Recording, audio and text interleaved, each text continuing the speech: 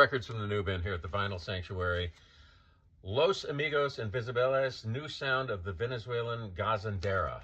This is on Luwaka Records, David Byrne's label. Came out in 1998. And this is a party record. This is a combination of boogaloo and salsa, soul jazz, funk, bossa nova, disco, and mambo. Probably leaning a little heavy on the disco. It sounds like an early Kool and the Gang record. The minute I put the needle on, it could have been like one of the first few Kool and the Gang records that I have. So enjoyable. It's a double LP set, and I got the CD when it came out in '98, so I'm happy to have the vinyl. Not expensive, easy to find online because it's on Luwaka. It was released domestically. You don't have to order it from South America. Everybody's going surfing. Nobody's gone surfing. This is another surf comp. I need this like a hole in the head. I can't pass up surf comps or surf records. The same with dub records. And if you think about the two genres, I mean, if you've got 50 surf records, and I only listen to the instrumental stuff, I don't like the vocal stuff. If you've got 50 instrumental surf records, you're probably good. You know, you probably don't need any more. And the same with dub, even though dub can be more nuanced than surf, and there's more variations of dub records, certainly. But those are my two weaknesses. So another new surf record. It's vintage 60s surf tunes on side 1. Side 2 is vintage 60s hot rod, which, if you don't know the difference, hot rod and surf, very similar. There's just a little more distortion on the guitar with hot rod music, and there's like car sounds. And surf, there's no distortion, and it's all reverb, and the lyrics, if there are any, are about surfing. Kind of strange, though. I mean, I noticed that there is on side 1 the Phantom Surfers, and they're kind of a new band, so I guess it's all old bands except for them. And Bob Denver's on side 1, the last song, with a song about surfing, the guy who played Gilligan. Side 2 seems to be appropriate. There's old groups like the Kickstands, the Revels, Hal Blaine, the drummer, and you know, I would say it's well worth picking up, but I've got so many surf comps, I don't know if I should have picked it up, but I did enjoy listening to it when I did. Library music, there's another rabbit hole.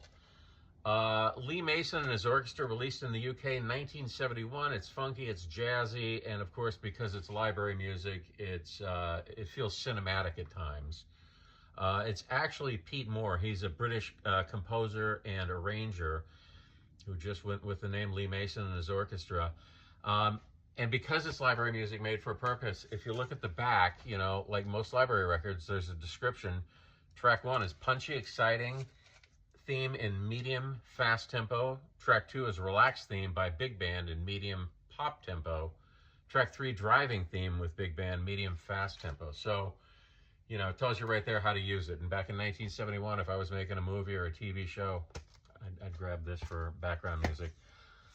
Swing for a Crime. I'm a sucker for these compilations. And as far as I know, there's only one of these. It's not a series, but it does remind me of the series Las Vegas Grind. It's not as sleazy and lascivious as Las Vegas Crime. It's got more of a jazzy crime show detective theme vibe, obviously by the title. What I didn't realize, and I'm not happy about, is there's dialogue, you know, from old movies and old TV shows in between each song, which decades ago I might have found charming.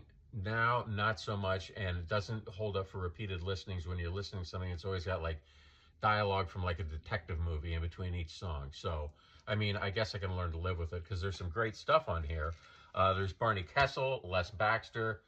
So, you know, pick your battles. And finally, I was excited to find this in the bins at Almost Ready in Montclair. It's a new, well, new to me, it's not new. It's on Sublime Frequencies. One of the brothers from the Sun City Girls started this label. He put this out in 2010. And from a review on All Music Guide, it says, Nighttime Marketplace at the center of Marrakesh recordings from 2005 capture the rawness of the evening music with car battery amplification, fuzzy speakers everywhere, and ambient noises.